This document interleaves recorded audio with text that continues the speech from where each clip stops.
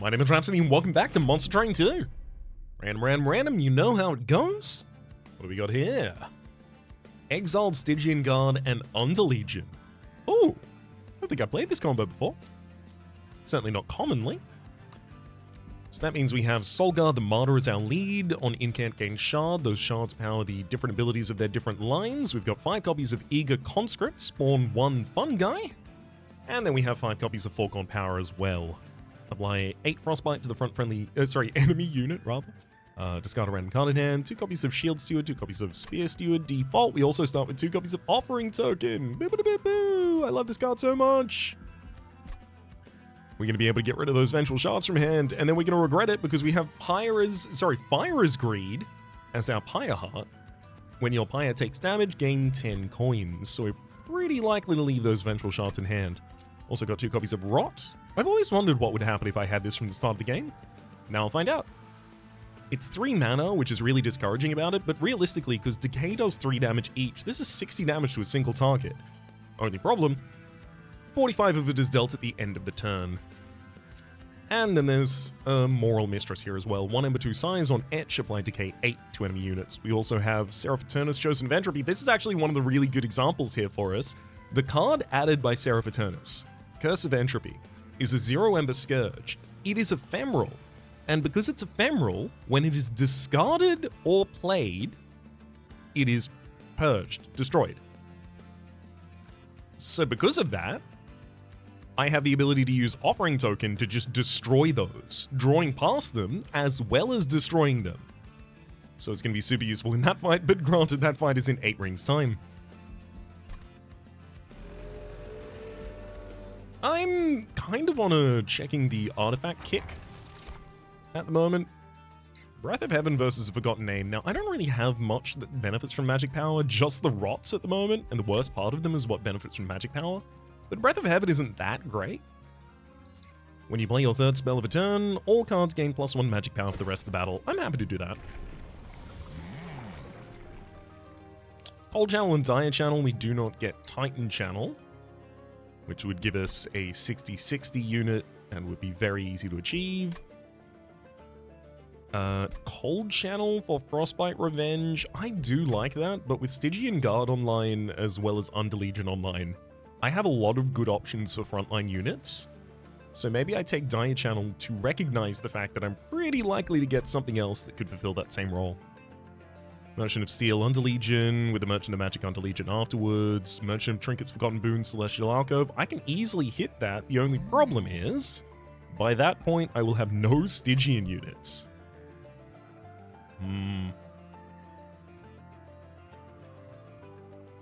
The main problem with Cold Channel is just supporting its HP. And it's not necessarily especially easy in this clan to support the HP of that.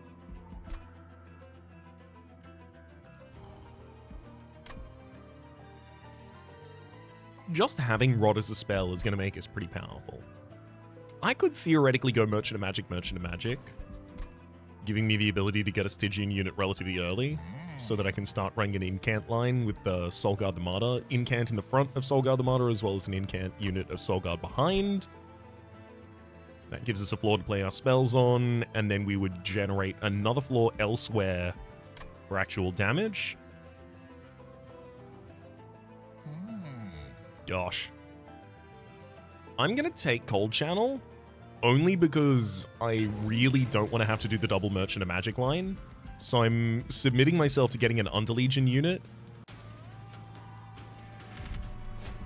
Start a battle, enemy units appear on each floor. So the only reason I'm not super scared about this is because Foregone Power with Frostbite is pretty good against bosses, and so is Rot. So as long as I can cast Rot and Foregone Power a couple of times on the boss as it's ascending, it'll die. So I should be able to kind of shed the additional HP here that this would cost us. Alternatively, oh god, how greedy am I? So it'd be 12 damage on this line, 15 damage on this line. If I wanted to, I could gain 90 gold by taking 27 damage right now. 90 gold this early on is huge. God, I'm considering it.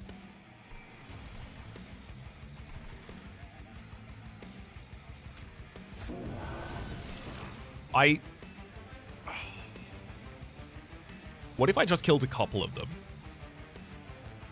Took a little bit of the damage, killed a little bit of it. I think that's the direction I'm going to go with it. I'm going to allow some of them to die.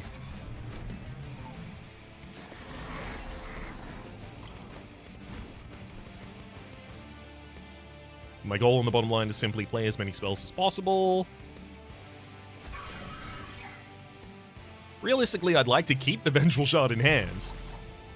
I can now make the choice. Keep it in hand for 10 gold? Or gain an extra incant as well as more damage on the Cowering Sycophant. More damage on the Cowering Sycophant isn't needed. I'm gonna take my greed.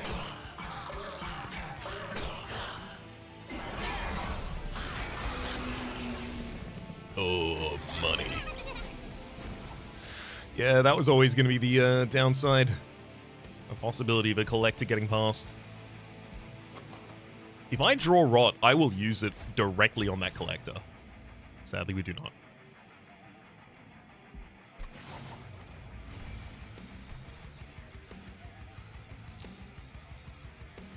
I mean, should I just drop a bunch of conscripts here?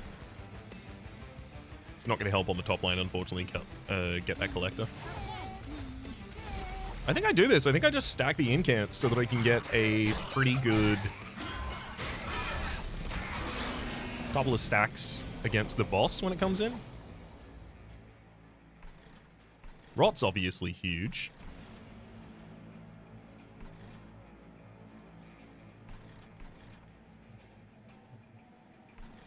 I'm glad to see both of them before we get to the bottom of the deck, so that I'm more likely to be able to draw one next turn for the boss.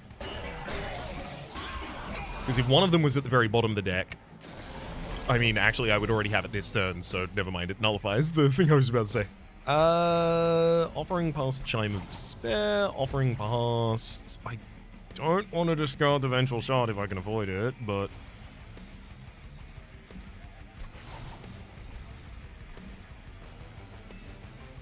start conscripting the next floor.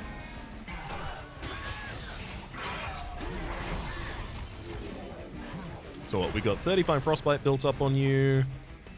Taking 100 damage here. 2 lines against Spear Steward, so... there we go. That's the kill. With the Frostbite and the Rot in the deck, the Decay, I was pretty confident we'd be able to kill that without using our main line. I'm glad to see that come out. I'm not so glad that we missed out on the Collector, because we could be really far ahead on money right now if that hadn't happened. Helical Crystallis, I mean, it's a good spell. It's just a good damage spell. Cuddle Hex. 0 number 1 size, end of turn, apply Frozen to a random card in your hand. I don't believe... Can you apply Frozen to a Vengeful Shard?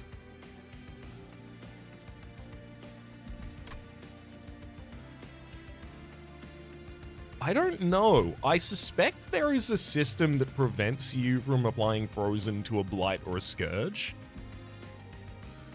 But I'd love to know for sure. Because if I can keep that, that'd be sick. Ooh, 3 great options here. One is Glow Up, advance a unit and propagate 2. One of the really good ways of starting to get some propagation in here. Propagation again. For enemy units, stacks their debuffs another 2 times. For allied units, stacks all debuffs, buffs another 2 times. Green Recruit, 0 number 1 size on Extinguished Spawn 4. Getting that early and then playing around it's super cool. And Loam Coat, which I suspect I'll be taking here. 2 Ember, gives 20 health to a unit. And on Resolve, gain regen 1, then propagate 2. So you gain 3 regen, but also you propagate 2 for all of your other stacks, including whatever they happen to be, Divine Shield, Lifesteal, other ones, presumably. I'll take Loam Coat. It's going to be really good equipment for Soul Guard. Try and support their health a little. Yes, I was going under Legion last I recall. Dualism and Endless. Very intriguing.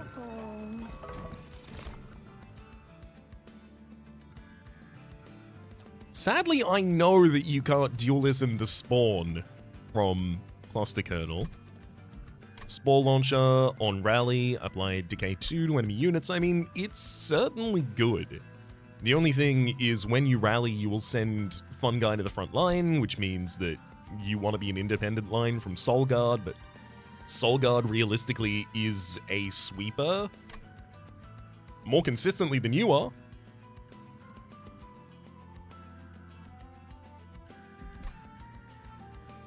I could literally just send Cluster Kernel to another line, just like go make Fun Guy the entire time. I suspect that's what I'm going to be doing. So we could give dualism to Moral Mistress, which realistically, having our bottom line be Moral Mistress behind Soul Guard and then etching every so often will do an insane amount of AoE damage to that bottom line. By that, the bottom line will die by the time it gets to the top, the majority of the time at least. I think this is worth it. Oh... yeah, it is. I was just thinking, unfortunately I can't get dualism on Soul Guard because the equipment attached to a unit with dualism also triggers dualism, so it would get on resolve gain regen 2 and then propagate 3. Sorry, propagate 4 even.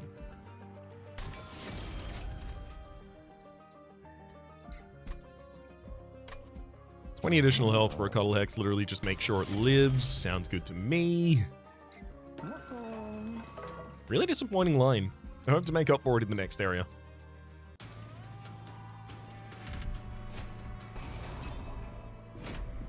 Enemy unit center with Titan skin. Certainly annoying, but not going to be the end of us.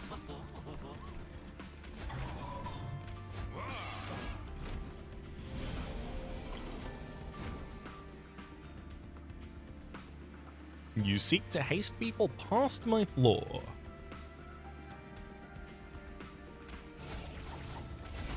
Oh. Got the wrong card removed, but to be fair, clearing the entire line did require me having that additional incant there. Cuddle Hex, you get that one for me, please.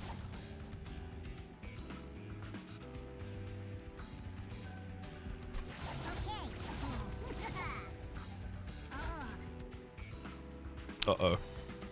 I played too many, and now they're surviving. Okay, I need to play one less Eager Conscript there.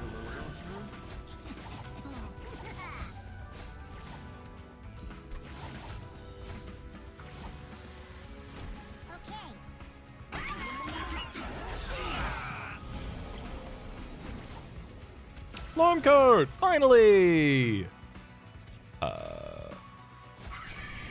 Heck, I'll hold both of the spells just to guarantee that we get the Fire is Greed trigger.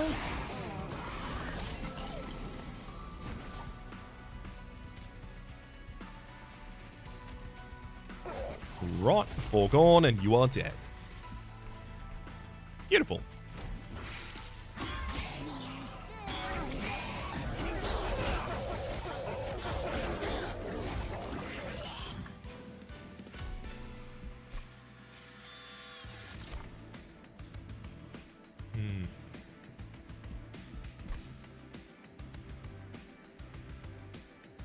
Energy Siphon applying spell weakness to enemy units. Flash Freeze deals 3 damage to a unit by 8 Frostbite. Realistically, that's just so that I can target a unit without having to use the 3 cost Rot. And I'll have to take it for that reason. Another Loam Coat. Hello. There's also Wax Cap. 1 Ember 1 size on summon, apply Sap 3 to enemy units. Some enemy units will be prevented from attacking because of that, which would also prevent them from triggering Revenge, which does decrease the value of that. Gooey Flask, 1 Ember, consume, apply Sap 2 to enemy units. It's a consume card, and I do need to start getting those in the deck for the Moral Mistress's sake.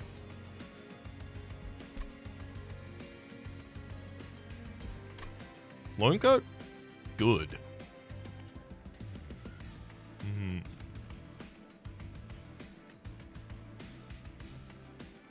Second copy of Loam Coat? Good.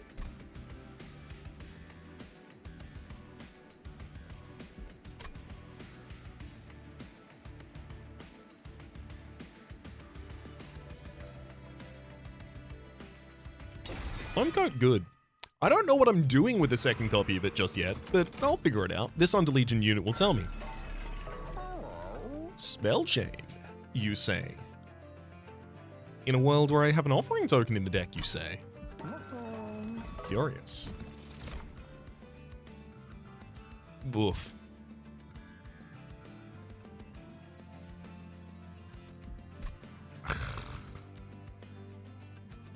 Alright, how realistic do I want to be here?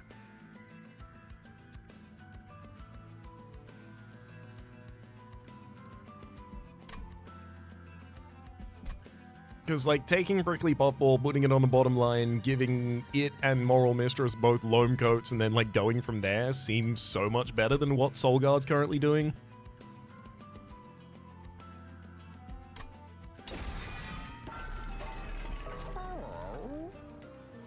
Spell Chain the Offering. -1 cost for Rots.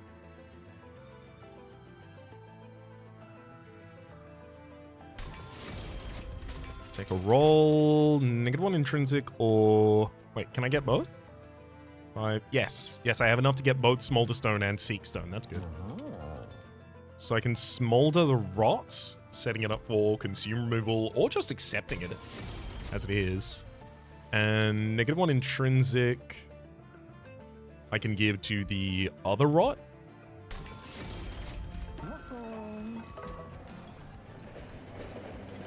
Dante the Dependable. Oh, hell yes. Dante the Dependable is going to give me all these Dante's Candles to the deck, which are going to give Pyre damage. But then you later give me Titan Skin for the Pyre, which makes it much easier to allow myself to take 1 Pyre damage to all of the candles. I mean, this is great. This is another backline unit, and realistically, what have I got? I've got, like, you creating a frontline unit. I've got a frontline unit, and then I've got another frontline unit, right? So a backline unit for another line seems great to me. Just need to find a way to actually support Dante's damage over the course of this.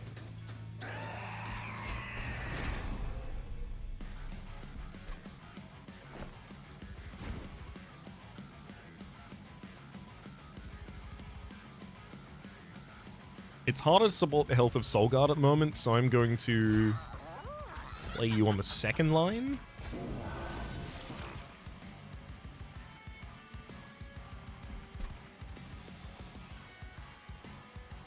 I'm not even good at giving Dante damage right now at all.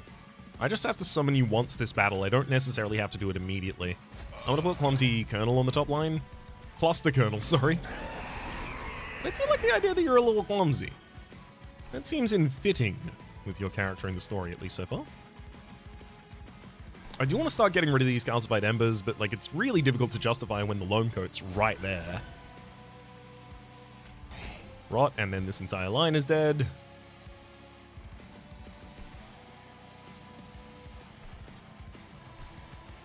I guess Dante... Because the top line is going to have a... Oh no, the top line is going to generate a unit and then it's going to have too much size to actually take anything other than Spear Steward on the top line. So that means Cuddle Hex has to go in the mid line. Fine with that though. And trigger an incant? Okay, here we get to test it. Cuddle Hex. It will not apply Frozen to a Scourge. That's unfortunate. If you could keep Fire Greed in hand... Sorry, not Fire Greed specifically. Actually, it's also Blights that it discards. If you could keep a Vengeful Shard in hand, that would have been super helpful. Okay. Shield Steward. There's no space for you on any line right now. I suspect far better off with Calcified Ember and then a couple of Foregone Powers here. Ideally, a couple of Foregone Powers. We'll see if I can get to a couple. Hey, I can indeed.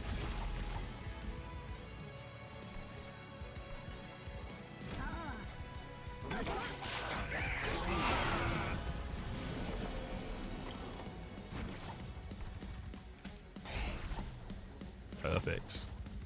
The Decay 16 on Consume spell, it clears the entire line. It's 48 damage each turn.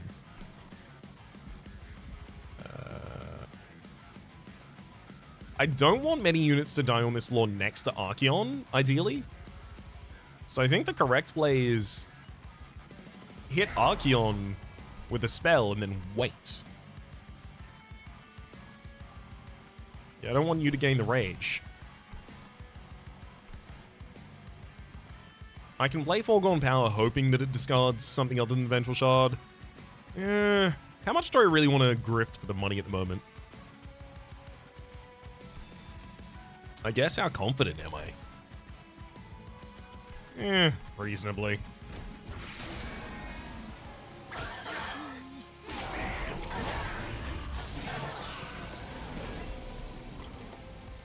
Oh, well, I have to kill you on the top line anyway. But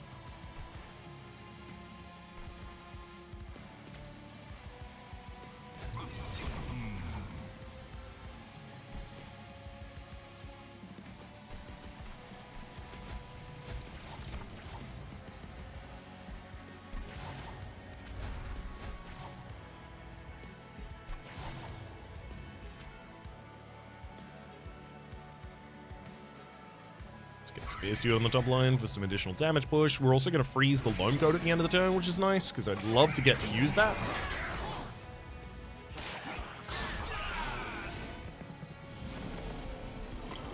Oh, boy.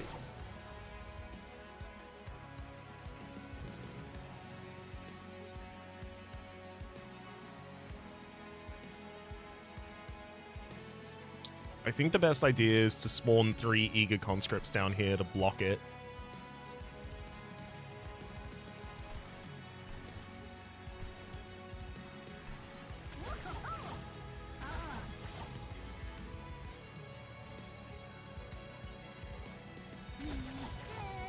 Third one blocks it entirely.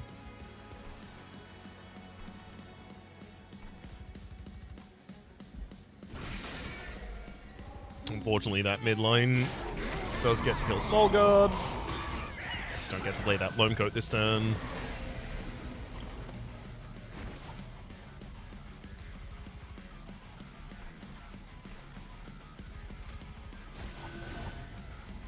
Thank you, fun guy on the top. You are going to have to carry our dreams into the future, practically.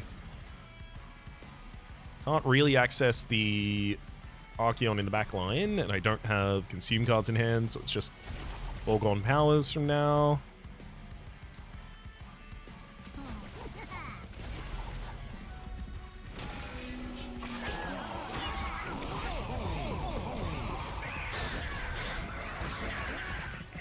All right, I'm gonna need not one of my rot spells, my rot spell, pretty soon. Thankfully, we got it. Also, Flash Freeze. Oh, we're killing the right units on the top line. I think we might be better than I'm expecting here.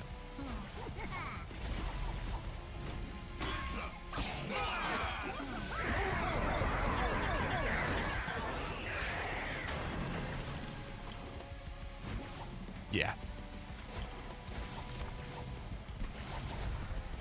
I'm glad that I had a backup for the backup for my backup.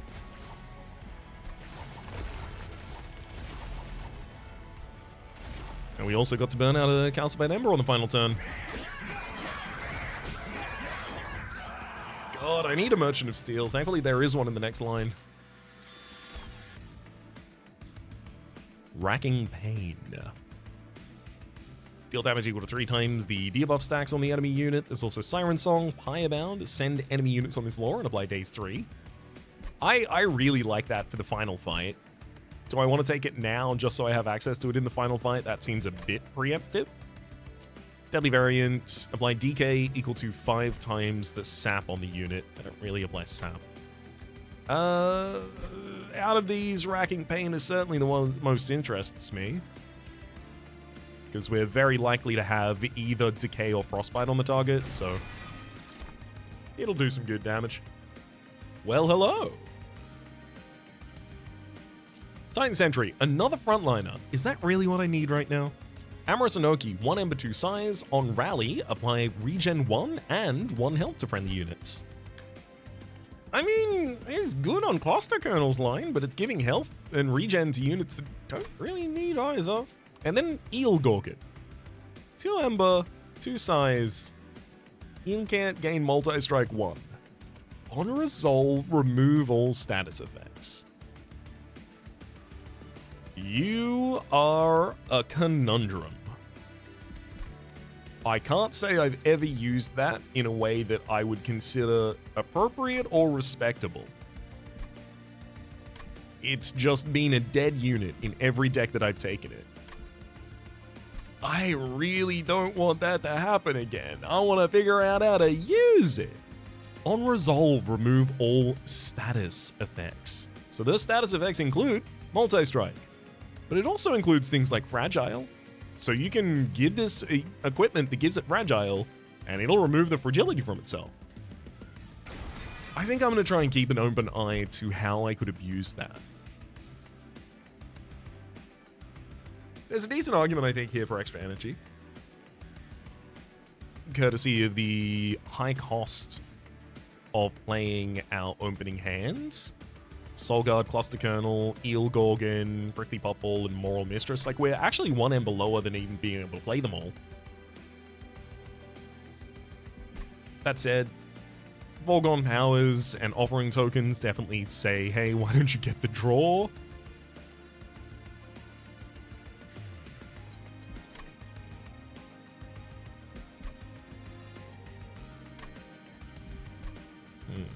Empyrean Well, Merchant of Steel.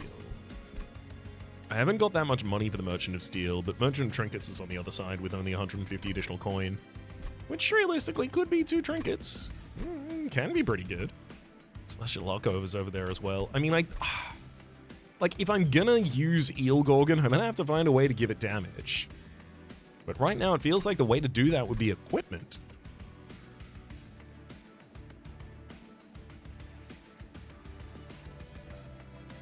Which I suspect would be Merchant of Arms in the next area. So I just treat you like a dead unit for a while? Does Dante need to be played at the start of the fight? Dante and Eel Gorgon are conflicting against one another. They're both doing exactly the same thing.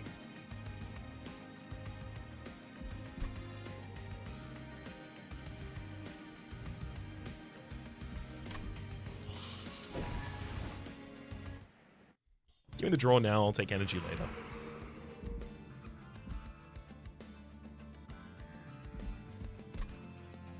Do I have a good Empyrean Will hit? Not especially. I guess I'd take a second copy of that rot. Nothing wrong with that. Oh, well, Smidgestone changes everything. Because with Smidgestone, now I can fit a Prickly Popple, Moral Mistress, and Dante the Dependable behind it. Or I can get Eel Gorgon and Dante on the same line. I imagine Eel Gorgon and Soulguard are going on the same line.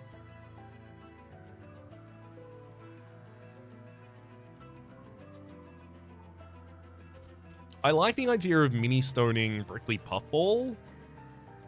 In which case, like, it'd be Prickly, Moral, and then Dante behind, and then the next lineup would be Soulguard with Eel Gorgon behind.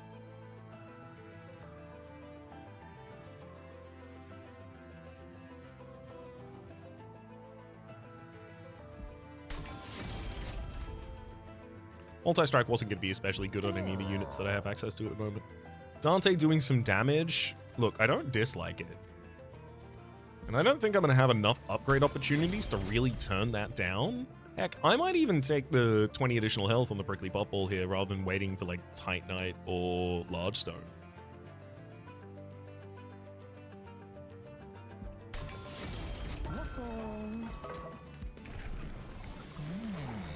Wow. Dire Channel. We're going to have to go Cold Channel too. I was really hoping for Titan Channel there so that I'd give Soulguard a giant infusion of additional health.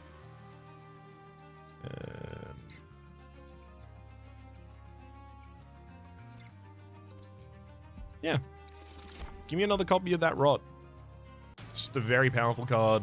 I'm often hoping that I draw it, so why not have more of it to draw?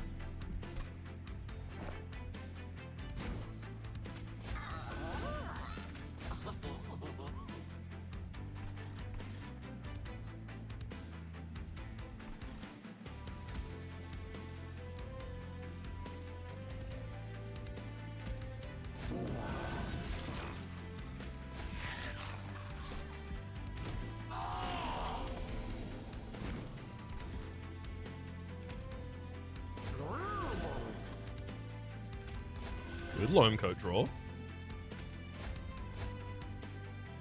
Dante's Candle does 3 damage to us. That's pretty expensive for 10 gold. I'll be discarding that one.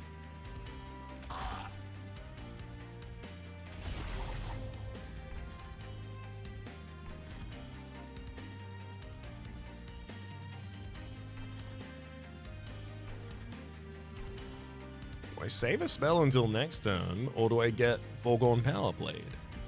I guess I save a spell until next turn.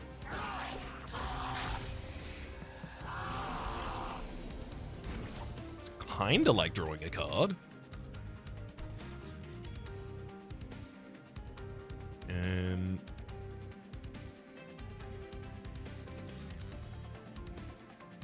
I'd love to consume something on this bottom line right now, but realistically, we probably just drop a conscript to help defend us.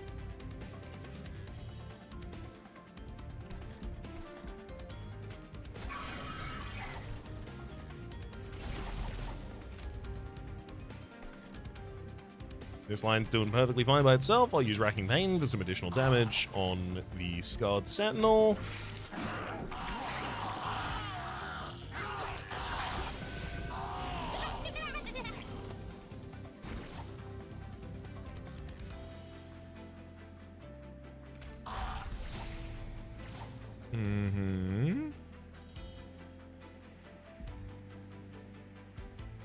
Oh, I need to cast 2 more spells on this line, unfortunately.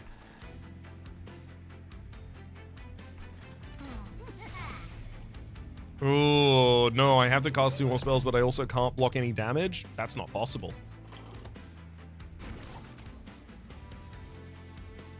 I'm gonna have to rot that unit, though. I definitely can't let you get all the way to the top line.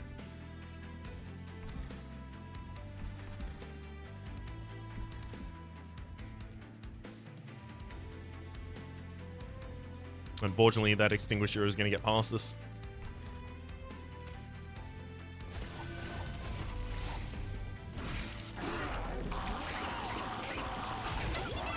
Not enough Frostbite.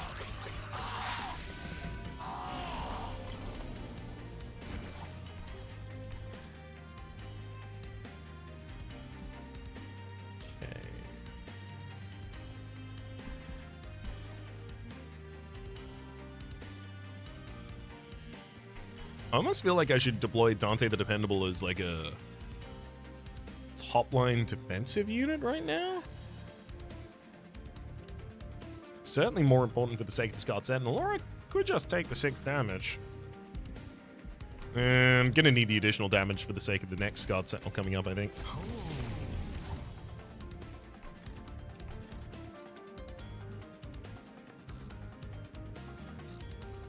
Wow, 10 Titan Skin. You're only taking 7 from each hit, so you're really tanking it.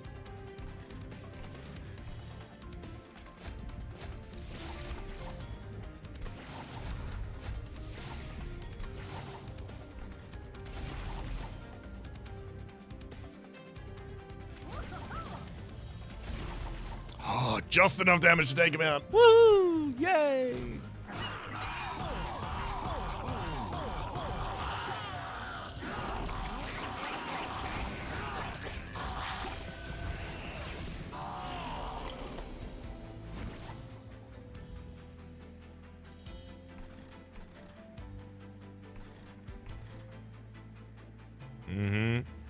Don't have the space for the Cluster Kernel on the top line just yet.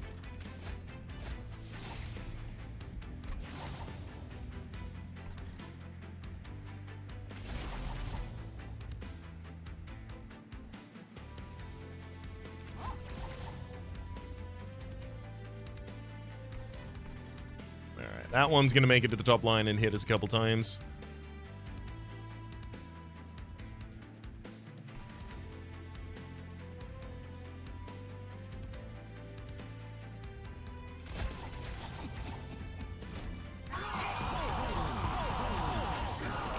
Oh, yep.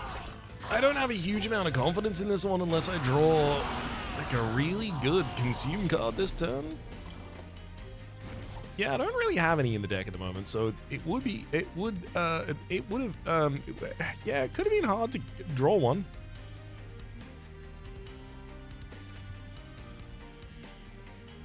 Disciple of Ruin is healing a lot of friends here. Should I be targeting them?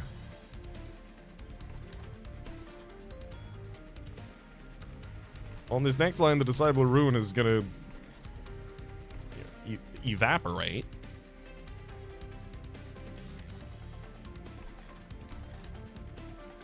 I think I have to target Corrin directly.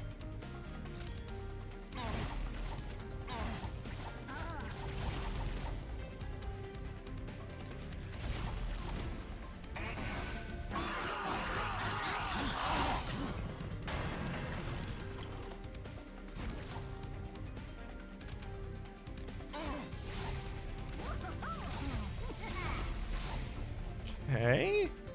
I think I'm dead. It's a decent amount of frostbite for their units, thankfully. So you'll lose all the ones that don't have regenerate.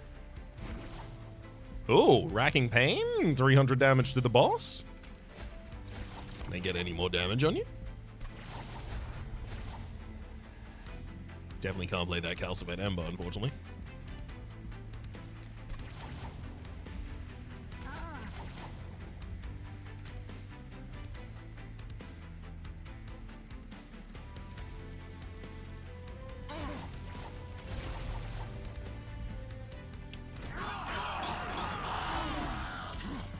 Well,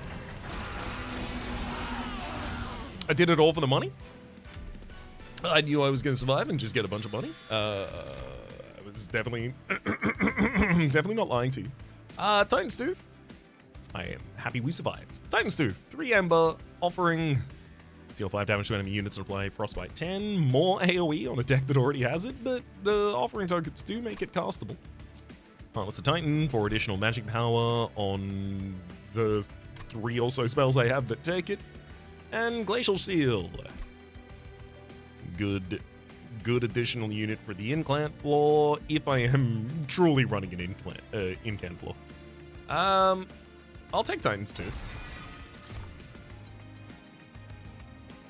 Yeah. Grow Room. All units propagate 1 at the end of battle. All units, so enemies as well as allies. That's nice. It's good. Dig Deep, 2 Ember, spawn 1 for every 10 cards in your deck, spawn 1 more, and Fertile Ground, 2 Ember consume, spawn 1, and then spawn 1 more card for each card in the discard. In the consume. You still only have 1 single consume card in the deck, but this is another consume card, and I do care about drafting as many consume cards as possible for the sake of the Moral Mistress. I feel like I have so many different lines that could be promising, but none of them are really giving me additional pieces. Maybe I'm spreading myself just way too thin. I'm gonna take Fertile Ground. We could have Dante's Inferno, deal damage to all floors equal to 10 times the number of Dante's candles in the deck. Which, admittedly, it's a consume spell. I get to play it once every fight. It's not bad. 20 damage to the entire floor. It'll obviously become a lot more scary. Or the Candelabra, 2 Titan Skin. I think the 2 Titan Skin is really important. Especially as I'm going to get more and more candles. Being able to withstand them is going to be more and more important. So, Merchant of Arms.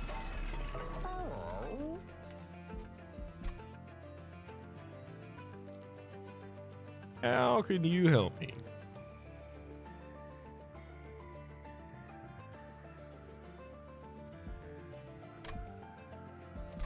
Swift Steel Dagger for giving quick to a unit, certainly good for Dante. Fight Club, meh. Equalizing rings, similar kind of sound. I'll reroll her. Spell Sanctum. Spells cost -1 on this floor. It's nice, but the spell that gets most affected by that is also not one I want to cast on the incant floor. Bloodthirsty Blade on Slay. The equipment gains 1 additional damage permanently. I think that would be great to add into the Quick Steel Dagger for Dante.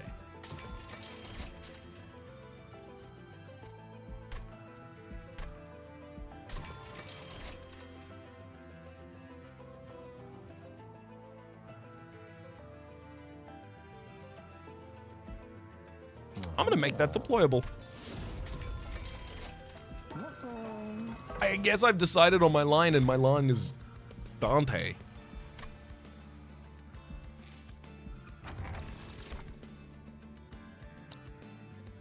At the end of turn, frozen cards reduce to 0 cost until played or discarded. That's pretty good, especially with already having a couple eggs in the deck. Sapped Suckling Spring, Shroom units. Apply Decay 1 to enemy units on summon. The fungi are Shroom units, right? No, it's a troop unit. I could have sworn it would have been Shroom units. Oh well. That doesn't do anything for us at the moment, so I'll take Titan Claws, see if it can help us. Merchant of Steel. I guess I probably gotta go Merchant of Magic in the next area. Oh boy. I'm really, really scraping by right now. -1 energy per turn on Pyre Dampener. I will need additional money to really help me get out of a position. It does make it really... At least it doesn't prevent me from playing any of my cards.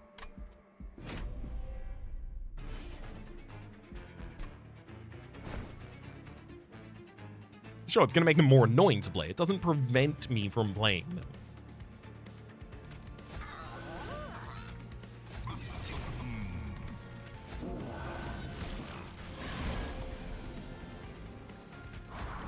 Get him, Dante.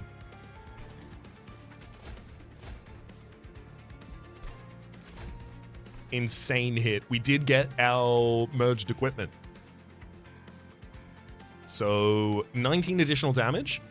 This equipment gains 1 damage permanently and gives quick.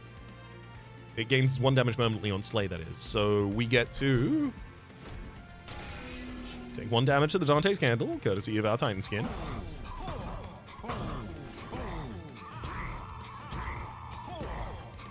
And then eviscerate all of the enemies, as well as gain +2 damage pretty much permanently. And that's just going to continue. Okay, good. We're very, very, very far ahead on this round. Very happy to see it, frankly.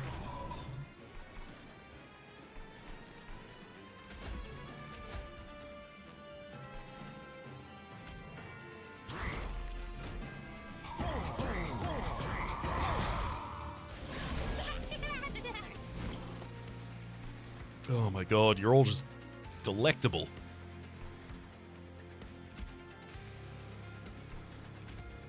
Lone Cove at the bottom line to start gathering some regen is really nice.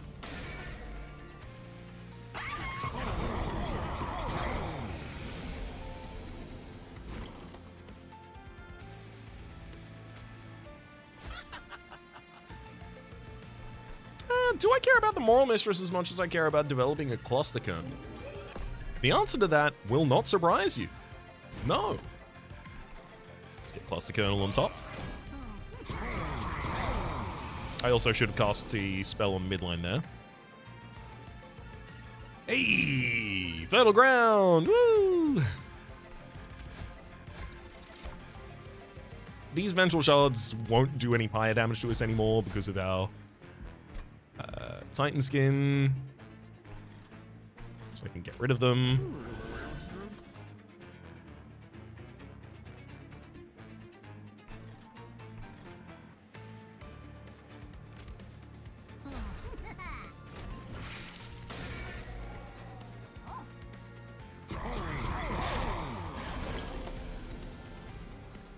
Oh my god. Oh yeah, because Dante is going to slay the Undying One so many times. Oh my god. Get him, buddy. This worked out so much better than I possibly even could have expected. Okay, so you start this. The equipment was what? It was 15 damage from the normal blade plus 4, so it was 19 at the start of this fight, which means so far it has gained 15 additional damage. And it's at 34. Let's see how much more it gets. Again, I'm intentionally leaving the Scourges in hand in order to trigger Fire's Greed. I only lose 1 health, but I gain 10 gold, and that seems worth it to me. This enemy has 8 reanimate, giving me the ability to slay them a lot of times.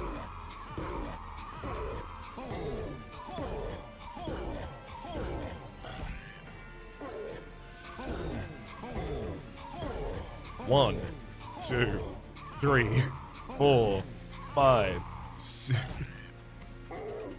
6, 7, 8. Sick. Just farmed them. Unnamed Tome. Apply mute 5 to enemies. Really important. Really important.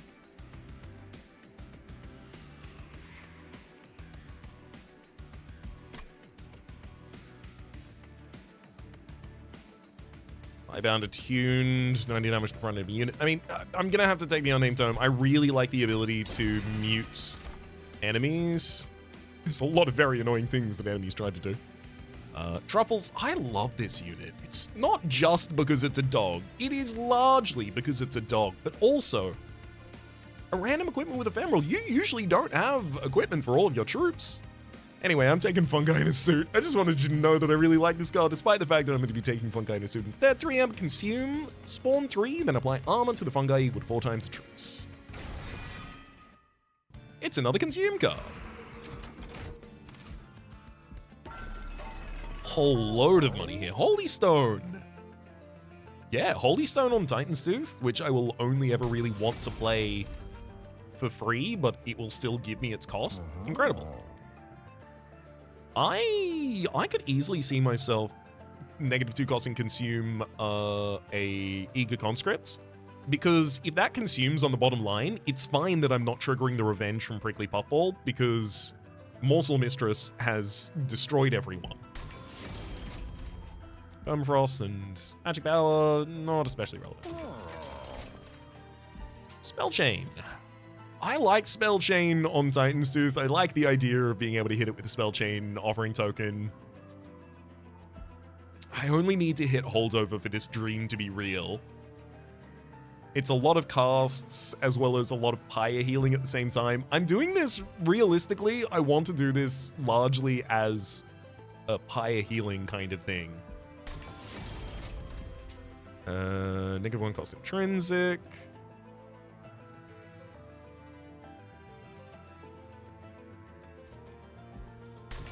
One Fungi in a suit, and then -1 cost Fungi in a suit as well. Plus 20 magic power consumed. Yeah, nothing really deserves that, I don't think. Remove 2 cards from the deck. I mean, realistically, it's got to start being foregone powers at some point. Their card negativity is keeping me down. I can't have too many of them in the deck and draw them too commonly, otherwise they aren't just a bonus spell I get to cast that discards a card that I don't need. They start discarding the cards I do need. Especially because I'm freezing cards in hand. Alright, so after Kale, we'll be getting Energy, which is going to give us the ability to generate more units on turn 1, by which I mean, realistically, it's going to give me the ability to give Dante his equipment on turn 1, as well as play a unit to defend him.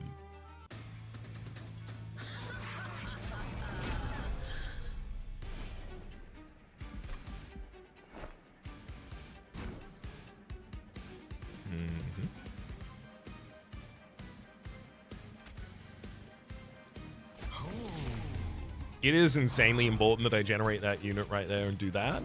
I now need to find a way to keep you alive.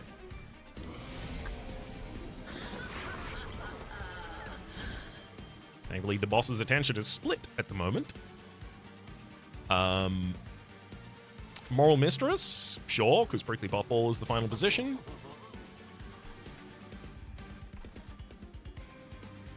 I can't start summoning additional consume units on the floor, unfortunately. I will, however, defend you, and then drop double rot on the boss. 90 damage a turn, friend.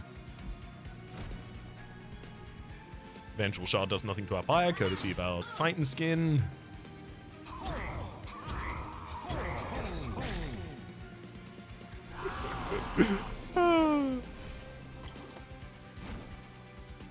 What can I say? Guy does good damage.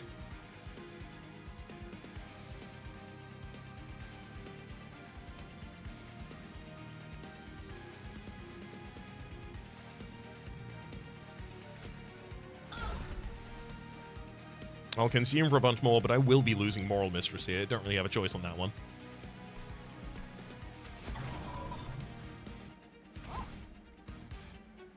Oh no, really? Dante is killing all of them, so I actually get to keep her. Oh, freeze the... Oh, it can't freeze the Titan's Tooth. They don't have my Cuddle Hex out. No! I wanted to keep it so bad. Or at least discard it. One of the two. I wanted it to start healing my pyre. I'm trying to respect a Holy Stone, damn it. Let me respect it.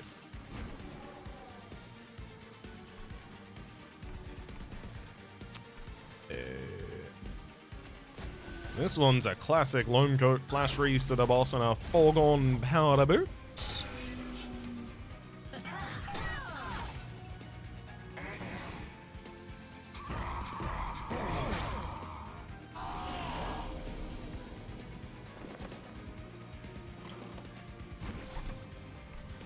And we've defended the Brickley Bubble. We did it. Everything we needed to did, it did.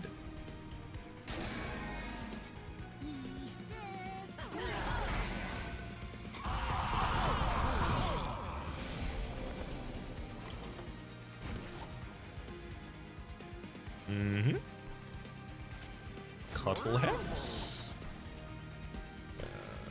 Sure, I can cycle for some incants.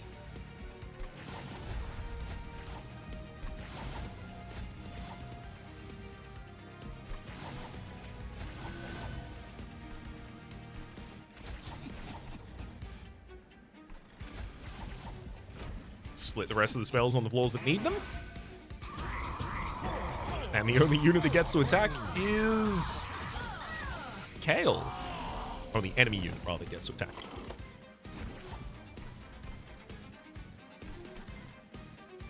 Oh, hell yeah. Fungi in a suit I'm going to play on the top line because you've already got enough guys up there. Oh. Okay, good. I will play it. So that's going to be Eager Conscript, then Fungi in a suit in order to spawn 3 but gain 52 armor on our troop. Hit you with a giant rot, keeping Dante's candle in hand again, and Fertile Ground stays with me too. And then it also becomes 0 cost for the next turn. Oh, it's a consume card, so I might even save it for the turn after. Kale, Lord of Cherubs. I think this might be a really good opportunity to just burn a Calcified Ember from the deck and just be like, okay, go. Realistically, what are we threatened by? The bottom line. And we're threatened on the bottom line because Kale, if you survive 2 hits of Prickly Buffball, win the fight. Which you can't. Survive 2 hits of Prickly Buffball, you will get slain by Dante the Dependable in the meantime.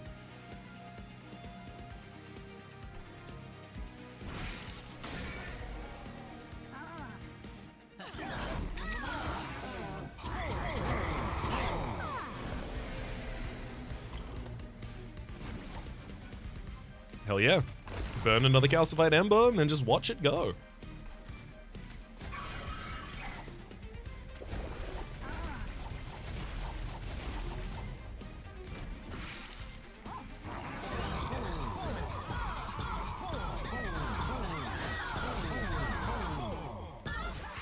Oh, vicious.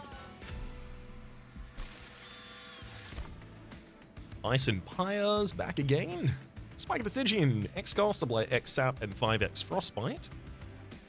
I like the idea of being able to nullify the Dominion on the top line, just hit him with Smite the Stygian, and then I don't have to worry about the incoming damage each turn. To be fair, though, Dante's Candelabra means that Dominion does 1 damage a turn to. Trying to heal up, though. Merchant of Arms. How likely am I to go to Merchant of Arms in the next area? I have equipment I care about, but that Merchant of Magic is offering some really good upgrades as well. Especially in a world where I take Spike the Stygian and have a good target for double stack.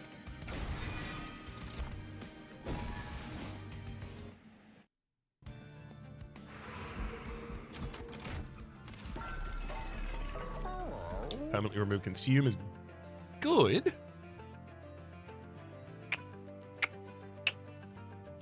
In some cases. 1 cost intrinsic.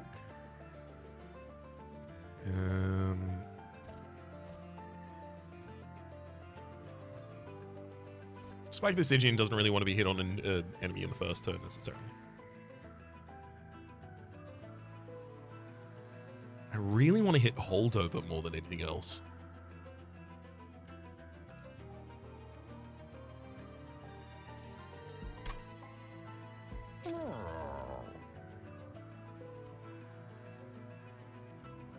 I want to let Unnamed Tome cycle through the deck. I want to be able to play that with impunity. -1 cost intrinsic. For Spike of the Stygian, that'll be relevant on the final fight. -1 costs. For Racking Pain, make it 0 cost, reroll. No holdover. Rude. -2 and Consume on another one of the Eager Conscripts is fine, especially now that I have the additional energy to be able to play Moral Mistress in the opening hand. Lost 10 magic power, irrelevant. Freestone, Holy Stone. I mean, Freestone realistically just goes on something like, I don't know, Fertile Ground, so that I get to hold it for the next turn and then it becomes 0 cost, but I don't need that.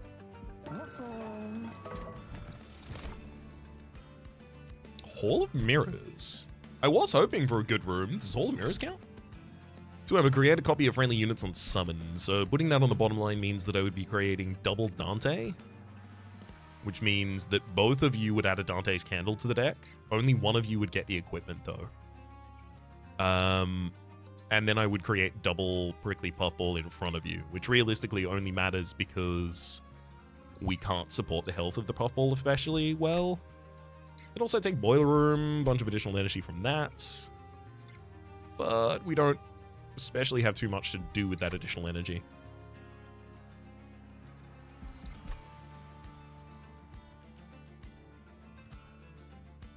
I think that's an argument for Hall of Mirrors, and we just play it late on a line that's developing additional minions and is already overstacked. Wow. Cold Channel the whole time. Despite the fact that I desperately would have offloaded to Titan Channel at any juncture where it was even slightly suggested or offered in my direction, I would have taken it. Alas. Management Pressstone spawned on each floor. I mean, it's kind of annoying for Dante, but oh, it does have 6 spikes. That's actually that's annoying for Dante in a very specific way of it will kill Dante. So I can't click the button. How dare you? Yeah, you do 17 damage. Your equipment does 72, which means that you would strike it twice and die.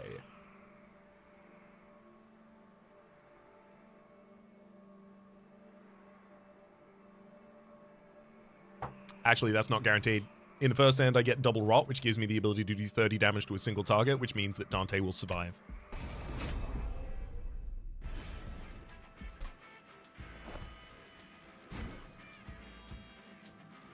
So, Dante. Merged equipment. Prickly Puffball and Moral Mistress. Safety. Soul Guard on the midline. Send it. Oh. 200 health. I should have known that. Can I do anything about this? I don't have racking in hand, do I?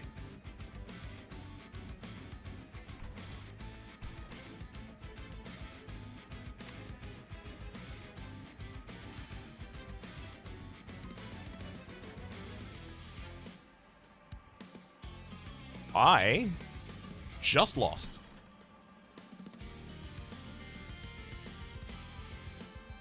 I don't have the ability to jump back to before that fight started to decide not to take the 200 health.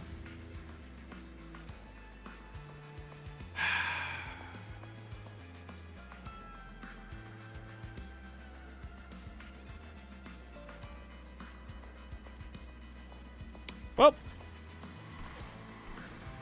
I did this entirely to myself. No ifs, ands, or buts about this one. We will be dying as a result of this. That is my only Dante, which is my only damage right now.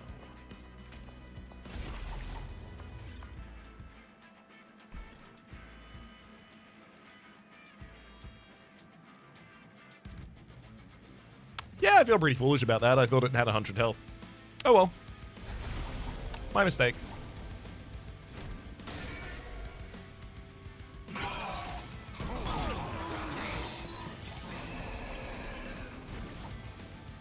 Yeah, if I had a loam coat on hand one, that would help too. All right.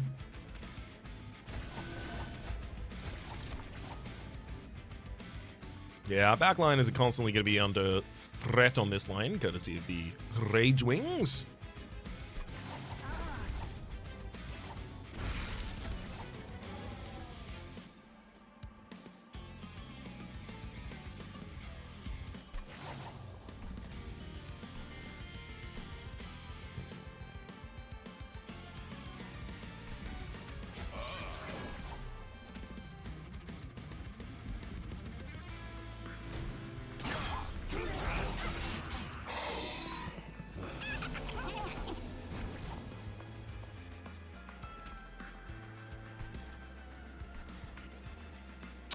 Yeah.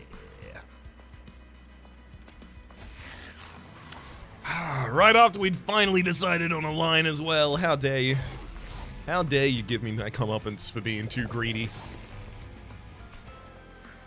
In my defense, I thought I was being prudent. I thought, oh, well, it's got 100 health. I've got exactly enough damage to get. Oh, perfect. This isn't even greedy. I wasn't even thinking of it as greedy. I thought it was safe. I just didn't remember that the number for the Penitent Pressstone changes both spikes and health. I will remember that forever from now on, I suspect. Not a lesson I'm easily going to forget.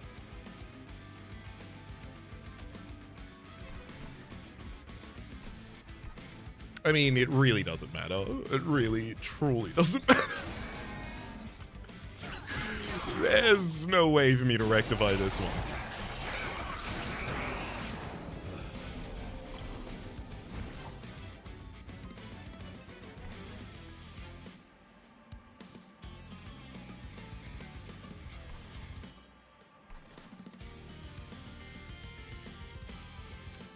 Hall of Mirrors. Oh my god. Got Hex on the wrong line. I'm gonna Hall of Mirrors, Cuddle Hex the mid line, drop a Loam Coat for the additional HP here, try and get Titan's Tooth discarded. It got discarded. We get to keep both of them. One of them's ephemeral, so it gets destroyed at the end of the turn, unfortunately. We're frostbiting a lot of the enemies on that line. The Rage Wings are taking enough damage to die. We've only got three remaining. Oh boy. That bottom line's not making it out of there.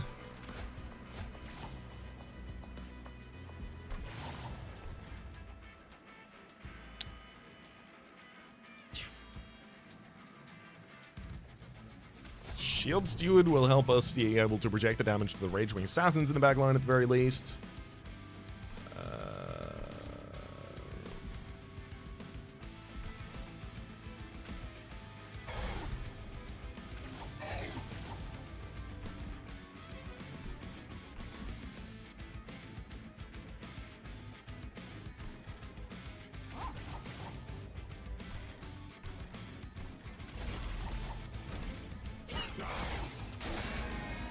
Yeah. I suspect that's our doom heading to the top line right now.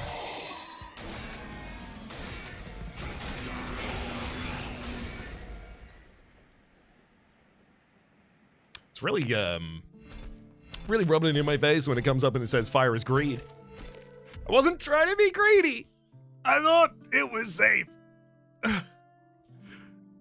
Well, as I say, never gonna forget exactly how many they have ever again in terms of shards for spikes or for its health. Alas. For the moment, my name is Rhapsody, the name of the game has been Monster Train 2. Sometimes you ride the train, and sometimes the train rides you. Hopefully you've been enjoying yourselves. Top left of the series playlist, your homemade content of the game past, present, and future. YouTube recommendation down below. Streaming past and the names of people so generously supporting the Republic on patreon.com/RaptiPlays. Out of all the thank there. And a special thanks this episode to Sorathil. Hopefully you'll be enjoying yourselves. Hopefully see you all next time.